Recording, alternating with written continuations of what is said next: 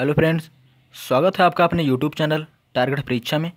आज हम फिर से आपके लिए लेकर आए हैं सामान्य ज्ञान भाग 2। ठीक है, 50 क्वेश्चन है आपका, सभी क्वेश्चन महत्वपूर्ण हैं। इससे पहले अगर आप चैनल पर नए हैं तो चैनल को सब्सक्राइब करिए, वीडियो अच्छा लगे तो लाइक और शेयर करिए।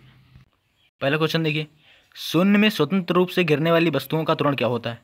शून्य में स्वतंत्र रूप से गिरने वाली वस्तु का त्वरण क्या होता है? तो समान होता है। क्या होता है? समान होता है। अगला क्वेश्चन देखिए, किस अनुच्छेद में लोक नियोजन के विषय में अवसर की समता प्रदान की गई है? किस अनुच्छेद में लोक नियोजन के विषय में अवसर की समता प्रदान की गई है? तो यह अनुच्छेद 16। किस अनुच्छेद में है? अनुच्छेद 16 में है। ठीक है, अगला क्वेश्चन देखिए, किस विधि द्वारा मिश्रण में उपस्थित घटकों का पृथक्करण किया जाता है? किस विधि के द्वारा मिश्रण में उपस्थित घटकों का पृथक्करण किया जाता है? तो यह क्रिस्टलन विधि द्वारा। किसके द्वारा? क्रिस्टलन विधि द्वारा। अगला क्वेश्चन देखिए, किसने आर्य समाज की स्थापना की थी? किसने आर्य समाज की स्थापना की थी? तो स्वामी दयानंद सरस्वती ने किया था। किसने किया था? स्वामी दयानंद सरस्वती ने किया था। तो कब किया था? तो 10 अप्रैल 1875 में किया था। ठीक है, 10 अप्रैल 1875 में आर्य समाज की स्थापना की थी स्वामी दयानंद सरस्वती ने। अगला क्वेश्चन देखिए, नवरोज किन लोगों का नववर्ष दिवस है? नवरोज किन लोगों का नववर्ष दिवस है? तो ये पारसियों का है। किसका है? पारसियों का है। अगला क्वेश्चन देखिए, सौरमंडल का सबसे छोटा उपग्रह कौन सा है? सौरमंडल का सबसे छोटा उपग्रह कौन सा है? तो यह डिमोस। कौन सा है? डिमोस है। ठीक है, और सौरमंडल का सबसे बड़ा ग्रह कौन सा है? सौरमंडल का सबसे बड़ा उपग्रह कौन सा है? तो यह गैनमीड। क्या है? गैनमीड है। और ये बृहस्पति का उपग्रह है। किसका है? बृहस्पति का है। ठीक है, बृहस्पति का सबसे बड़ा उपग्रह है और ये सौरमंडल का सबसे बड़ा उपग्रह है गैनमीड। अगला क्वेश्चन देखिए, रोहिणी श्रेणी के प्रथम उपग्रह का प्रक्षेपण किस वर्ष किया गया? रोहिणी श्रेणी के प्रथम उपग्रह का प्रक्षेपण किस वर्ष किया गया? तो 1980 में किया गया था। कब किया गया था? 1980 में किया गया था। अगला क्वेश्चन देखिए, तृतीय पंचवर्षीय योजना का काल क्या था? तृतीय पंचवर्षीय योजना का काल क्या था? तो 1961 से 1966। कितना था?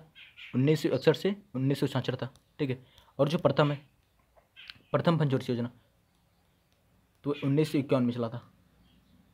1951 से 1956 तक। ठीक है, देखो पंचवर्षीय सिर्फ 12 चला था, 12 पंचवर्षीय योजना। ठीक है, और 12वां कौन सा था? 12वां और लास्ट था, ये 2017 में हुआ था। 2017 में ख़त्म हो गया था। ठीक है, पंचवर्षीय योजना का अंत कब हुआ? तो 2017 में हुआ था, और ये लास्ट था। ठीक है, लास्ट था, 12वां था। ठीक है, अगला क्वेश्चन देखिए, किसने कहा विदेशी राज चाहे कितना अच्छा क्यों ना हो? किसने कहा विदेशी राज चाहे कितना अच्छा क्यों ना हो, स्वदेशी राज की तुलना में कभी अच्छा नहीं हो सकता? ठीक है, तो ये कहा था दयानंद सरस्वती ने। फिर से देखिए, किसने कहा विदेशी राज चाहे कितना अच्छा क्यों ना हो, स्वदेशी राज की तुलना में कभी अच्छा नहीं हो सकता? तो ये दयानंद सरस्वती ने कहा था। ठीक है, अगला क्वेश्चन देखिए, उगादि उत्सव किस राज्य में मनाया जाता है? उगादि उत्सव किस राज्य में मनाया जाता है? तो ये कर्नाटक में मनाया जाता है। कहाँ पर मनाया जाता है? कर्नाटक में उगादि उत्सव मनाया जाता है। ठीक है, कर्नाटक की राजधानी क्या है? तो कर्नाटक की राजधानी बंगलौर। और बंगलौर को भारत का सिलिकॉन वैली कहते हैं। भारत का सिलिकॉन वैली। ठीक है, और कर्नाटक के मुख्यमंत्री कौन है?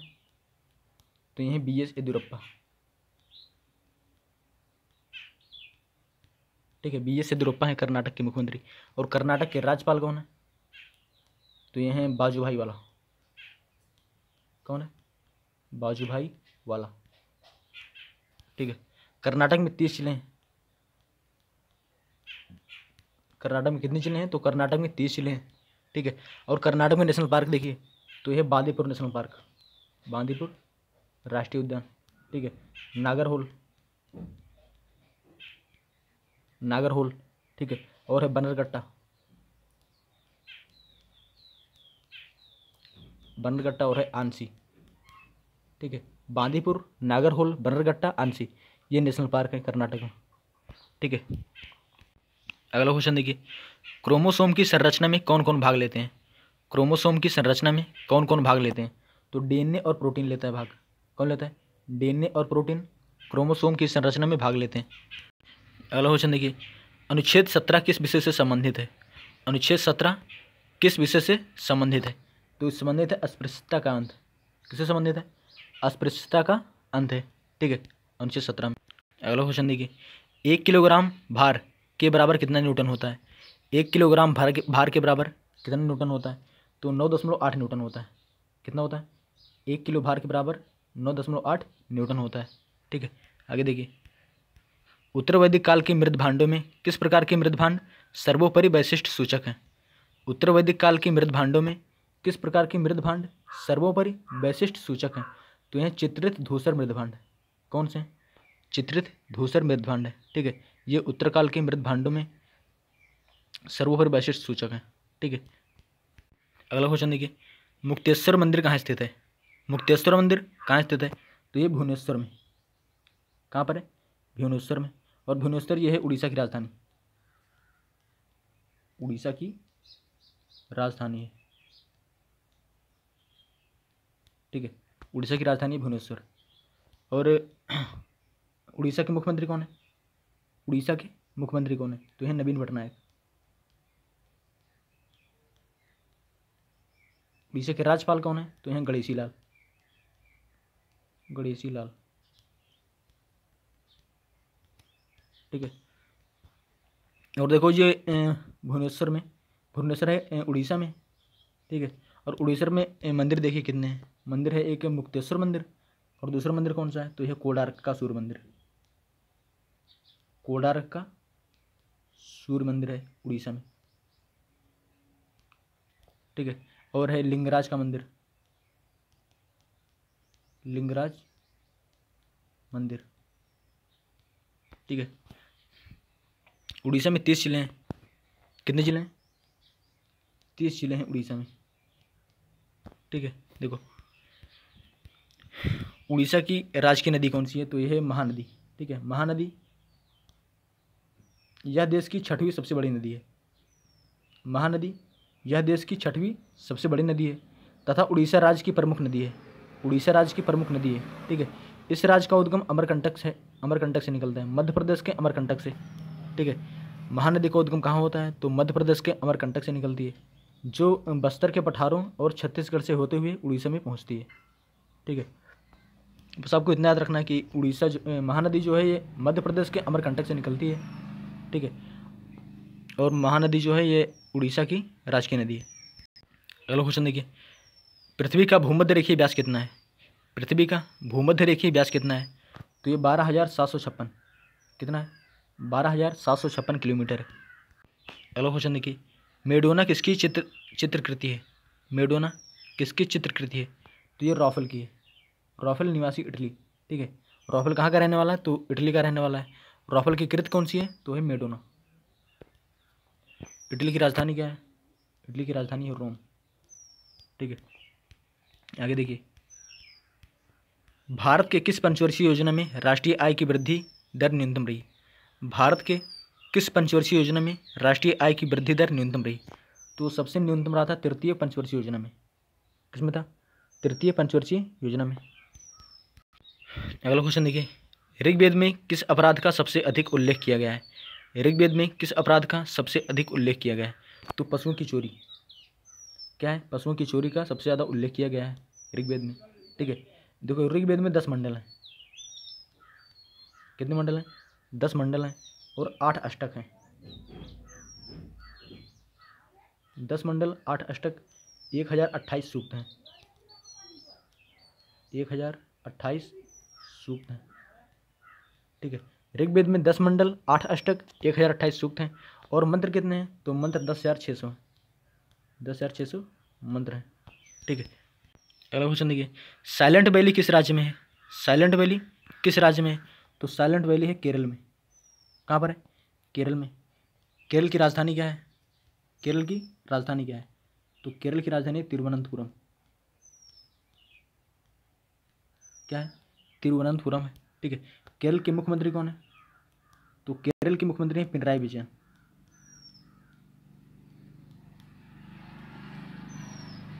केरल के मुख्यमंत्री हैं पिनराई विजयन। केरल के राज्यपाल कौन है? तो ये हैं आरिफ मोहम्मद खान। आरिफ मोहम्मद खान। ठीक है, देखो आपको कन्फ्यूज नहीं होना, जो साइलेंट वैली है ना, साइलेंट वैली ये है केरल में, और एक है सिलिकॉन वैली, सिलिकॉन वैली तो ये है बंगलौर में। ठीक है, साइलेंट वैली है केरल में, सिलिकॉन वैली है बंगलौर में। अगला क्वेश्चन देखिए, जब दो इलेक्ट्रॉन एक ही कक्ष में होते हैं तो उनमें क्या पाया जाता है? जब दो इलेक्ट्रॉन एक ही कक्ष में होते हैं तो उनमें क्या पाया जाता है? तो उनमें विपरीत चक्रण होता है। ठीक है, जब दो इलेक्ट्रॉन एक ही कक्ष में होंगे तो उनका विपरीत चक्रण होगा। ठीक है, अगला क्वेश्चन देखिए, किस अनुच्छेद में प्रेस की स्वतंत्रता वर्णित है? किस अनुच्छेद में प्रेस की स्वतंत्रता वर्णित है? तो ये अनुच्छेद 19 में, अनुच्छेद 19A। ठीक है, अगला क्वेश्चन देखिए, हैजा के जीवाणु की खोज किसने की? हैजा के जीवाणु की खोज किसने की? तो रॉबर्ट कोच ने की थी हैजा के जीवाणु की खोज। ठीक है, फिर से देखिए, हैजा के जीवाणु की खोज किसने की? तो रॉबर्ट कोच ने की थी। अगला क्वेश्चन देखिए, आर्यों का मुख्य व्यवसाय कौन सा था? आर्यों का मुख्य व्यवसाय कौन सा था? तो ये कृषि था। ठीक है, अगला क्वेश्चन देखिए, चैत्य किस धर्म के अनुयायियों का पूजा स्थल है? चैत्य चैत्य किस धर्म के अनुयायियों का पूजा स्थल है? तो ये बौद्ध धर्म का है। ठीक है, बौद्ध धर्म का पूजा स्थल है चैत्य। अगला क्वेश्चन देखिए, पृथ्वी का ध्रुवीय व्यास कितना है? पृथ्वी का ध्रुवीय व्यास कितना है? तो 12,714 कितना है? 12,714 किलोमीटर है। ठीक है, पृथ्वी का ध्रुवीय व्यास। अगला क्वेश्चन देखिए, महिलाओं की ओलंपिक खेल में भागीदारी सबसे पहले किस वर्ष शुरू हुई? महिलाओं की ओलंपिक खेल में भागीदारी सबसे पहले किस वर्ष शुरू हुई? तो 1900 ईस्वी में हुई थी। कब शुरू हुई थी? 1900 ईस्वी में हुई थी। ठीक है, और ओलंपिक खेल की शुरुआत कब हुई? ओलंपिक खेल की शुरुआत कब हुई? तो 1896 ईस्वी में होता। ठीक है, 1896 ईस्वी में 6 अप्रैल के दिन सबसे पहले, ठीक है, आधुनिक ओलंपिक खेलों की शुरुआत हुई थी। महिलाओं ने ओलंपिक खेल में भागीदारी कब से लिया? तो 1900 ईस्वी में लिया था। ठीक है, और ओलंपिक खेल की शुरुआत कब हुई? तो 1896 ईस्वी में। देखो ओलंपिक खेल में कितने छल्ले होते हैं? ओलंपिक खेल में कितने छल्ले होते हैं? तो 5 छल्ले होते हैं। कितने छल्ले होते हैं? 5 छल्ले।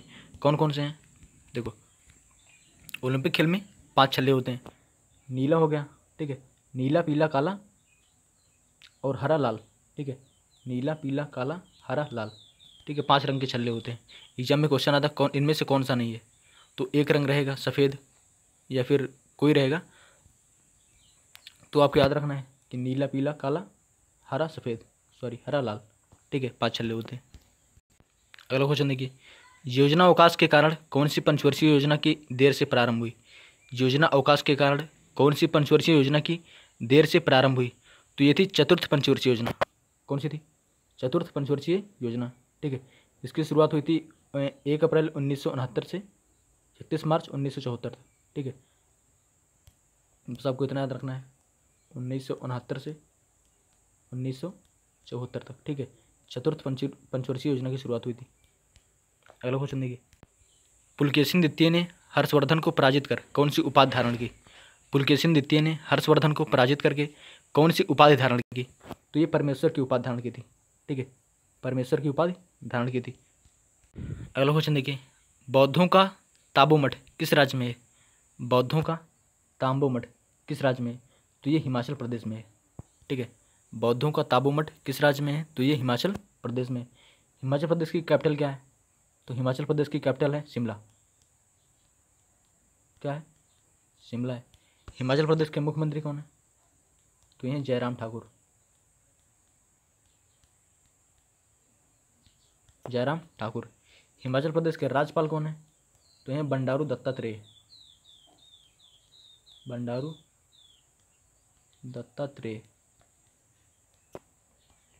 ठीक है, अगला क्वेश्चन देखिए, किसके अभाव में बर्फ पर चलना कठिन होता है? किसके अभाव में बर्फ पर चलना कठिन होता है? तो ये घर्षण के अभाव में। ठीक है, घर्षण के अभाव में बर्फ पर चलना कठिन होता है। किस राष्ट्रपति की मृत्यु सर्वप्रथम अपने कार्यकाल में हो गई थी? किस राष्ट्रपति की मृत्यु सर्वप्रथम अपने कार्यकाल में हो गई थी? तो ये थे डॉक्टर हुसैन। कौन थे? डॉक्टर जाकिर हुसैन थे। ठीक है, फिर से देखो, किस राष्ट्रपति की मृत्यु सर्वप्रथम अपने कार्यकाल में हो गई थी? तो डॉक्टर जाकिर हुसैन की हुई थी। ठीक है, देखो इनके बारे में। डॉक्टर जाकिर हुसैन स्वतंत्रता सेनानी एवं भारत के तीसरे राष्ट्रपति थे। ठीक है, डॉक्टर जाकिर हुसैन भारत के तीसरे राष्ट्रपति थे और ये प्रथम मुस्लिम राष्ट्रपति थे। ठीक है, डॉक्टर जाकिर हुसैन प्रथम मुस्लिम राष्ट्रपति थे। इनका कार्यकाल कब से कब तक था? तो इनका कार्यकाल था 1967 से 1969 तक। कितना था? 1967 से 1969 तक इनका कार्यकाल था। ठीक है, इनका जन्म कब हुआ था? तो इनका जन्म हुआ था 8 फरवरी 1897 को। ठीक है, अगला क्वेश्चन देखिए, किसका सामान्य नाम न्यूक्लियन है? किसका सामान्य नाम न्यूक्लियन है? तो ये प्रोटॉन और न्यूट्रॉन का, किसका है? प्रोटॉन और न्यूट्रॉन का। देखो, प्रोटॉन की खोज किसने की थी? प्रोटॉन की खोज किसने की थी? तो इसकी खोज की थी रदरफोर्ड ने। रदरफोर्ड ने प्रोटॉन की खोज की थी। ठीक है, और न्यूट्रॉन की खोज किसने की थी? तो न्यूट्रॉन की खोज की थी चार्ल्विक ने। किसने की थी? चार्ल्विक, जेम्स चार्ल्विक ने की थी। ठीक है, अगला क्वेश्चन देखिए, किसने सत्याग्रह और श्री पृथ्वी वल्लभ उपाधि धारण की थी? किसने सत्याग्रह और पृथ्वी वल्लभ की उपाधि धारण की थी? तो ये पुलकेशिन द्वितीय ने किया था। ठीक है, पुलकेशिन द्वितीय ने सत्याग्रह और श्री पृथ्वी वल्लभ की उपाधि धारण की थी। अगला क्वेश्चन देखिए, किसने लिखा निज भाषा उन्नति है सब उन्नत को मूल? किसने लिखा निज भाषा उन्नति है सब उन्नत को मूल? तो ये भारतेंद्र हरिश्चंद्र ने लिखा था। ठीक है, फिर से देखो, भारतेंद्र हरिश्चंद्र ने क्या लिखा था? तो लिखा था निज भाषा उन्नति है सब उन्नत को मूल। ठीक है, अगला क्वेश्चन देखिए, पृथ्वी की किस परत का निर्माण सिलिका एवं एल्यूमिनियम से हुआ है? पृथ्वी की किस परत का निर्माण सिलिकॉन एवं एल्यूमिनियम से हुआ है? तो ये हुआ भूपटटी का। किसका हुआ है? भूपटटी। ठीक है, भूपटटी क्रस्ट नाम है इसका। ठीक है, अगला क्वेश्चन देखिए, मानव शरीर का सबसे व्यस्त अंग कौन सा है? मानव शरीर का सबसे व्यस्त अंग कौन सा है? तो ये हृदय है। क्या है? हृदय। मतलब हृदय रोग का पता लगाने के लिए, हृदय रोग का पता लगाने के लिए, ठीक है, ईसीजी का प्रयोग होता है। ईसीजी का प्रयोग होता है हृदय रोग का पता लगाने के लिए। अगला क्वेश्चन देखिए, भारतीय निर्यात की तीव्र प्रसारण में सहयोग देने वाला एक मुख्य कारण क्या है? भारतीय निर्यात की तीव्र प्रसारण में सहयोग देने वाला एक प्रमुख कारक क्या है? तो यह निर्यात का विविधीकरण। क्या है? निर्यात का विविधीकरण है। अगला क्वेश्चन देखिए, बादामी या वातापी के चालुक्य वंश का सर्वाधिक महान राजा कौन था? बादामी या वातापी के चालुक्य वंश का सर्वाधिक महान राजा कौन था? तो ये था पुलकेशिन द्वितीय। कौन था? पुलकेशिन द्वितीय था। अगला क्वेश्चन देखिए, अबलो नसानी अबना नसै हों, अबलो नसानी अबना नसै हों पद तुलसीदास की किस कृत में मिलती है? तो ये विनय पत्रिका में मिलती है। ठीक है, फिर से देखो, विनय पत्रिका में क्या है? तो यह है कृति अबलो नसानी अबना नसै हों। ठीक है, ये विनय पत्रिका में कृति है। देखो, तुलसीदास की और कृतियाँ कौन सी हैं? तुलसीदास की और कृतियाँ तो यह है रामलला नाचू। क्या है? रामलला नाचू, वैराग्य संदीपनी, रामाज्ञा प्रश्न, जानकी मंडल, रामचरितमानस, सतसई, पार्वती मंडल, गीतावली, विनय पत्रिका, कृष्ण गीतावली, बरबे, रामायण, दोहावली और कवितावली। ठीक है, ये तुलसीदास की कृतियाँ हैं। ठीक है, वीडियो अच्छा लग रहा है तो वीडियो को लाइक करिए। ठीक है, वीडियो अगर अच्छा लग रहा है तो वीडियो को लाइक करिए और जितना हो सके उतना शेयर करिए। और चैनल पर नए हो तो चैनल को सबसे पहले आप सब्सक्राइब करिए। ठीक है, अगला क्वेश्चन देखिए, रेबीज का टीका किसने खोजा? रेबीज का टीका किसने खोजा? किसने बनाया? तो लुई पास्चर ने बनाया था। ठीक है, रेबीज के टीके का खोज किसने किया? तो लुई पास्चर ने किया था। देखो, एग्जाम में क्वेश्चन आता है कि पागल कुत्ते के काटने से कौन सा रोग होता है? पागल कुत्ते के काटने से कौन सा रोग होता है? ठीक है, तो पागल कुत्ते के काटने से होता है रेबीज रोग। ठीक है, देखो ऑप्शन दो रहेगा, एक तो हो सकता है हाइड्रोफोबिया। हाइड्रोफोबिया। ठीक है, पागल कुत्ते के काटने से कौन सा रोग होता है? तो ये रेबीज या फिर हाइड्रोफोबिया, दोनों सेम है, इसका नाम है इंग्लिश। ठीक है, याद रखिएगा। तो रेबीज के टीके का खोज किसने किया? तो लुई पास्चर ने किया था। या फिर हाइड्रोफोबिया के टीके का खोज किसने किया? तो फिर लुई पास्चर ने किया था। ठीक है, देखो रेबीज का टीका। रेबीज एक ऐसा वायरस है, रेबीज एक ऐसा वायरस है जो आमतौर पर जानवरों के काटने से फैलता है। ये एक जानलेवा रोग है क्योंकि इसके लक्षण बहुत देर में दिखने शुरू होते हैं।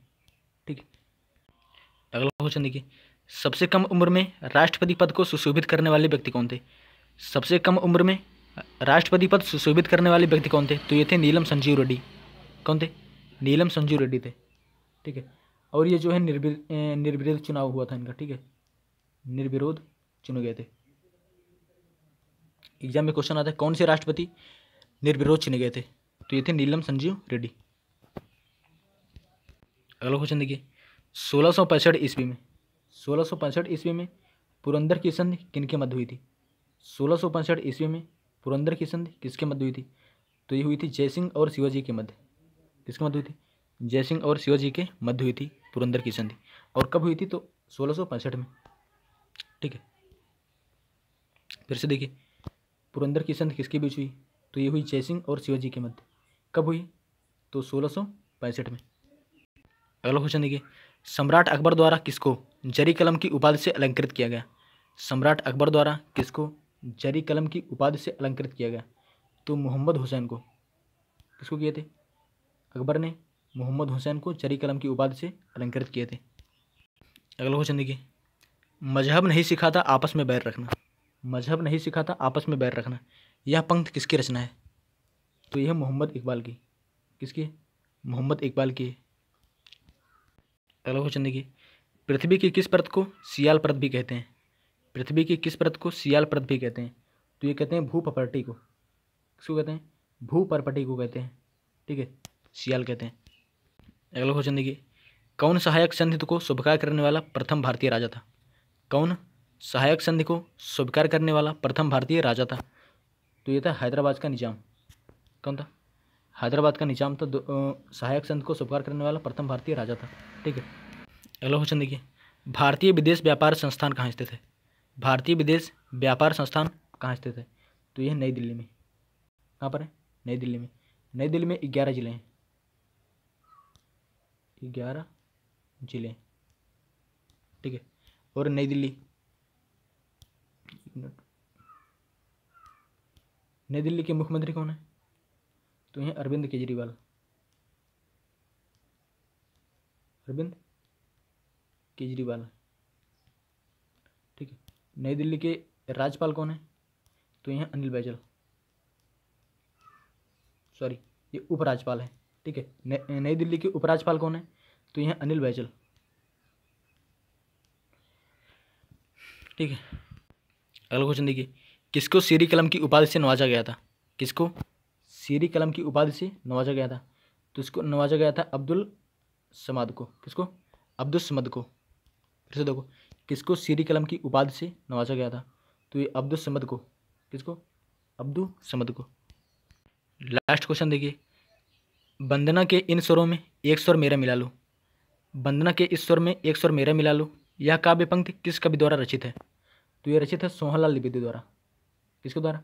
सोहनलाल द्विवेदी द्वारा। वंदन के इन स्वरों में एक स्वर मेरा मिला लो। ठीक है, तो इसको लिखा था सोहनलाल द्विवेदी ने।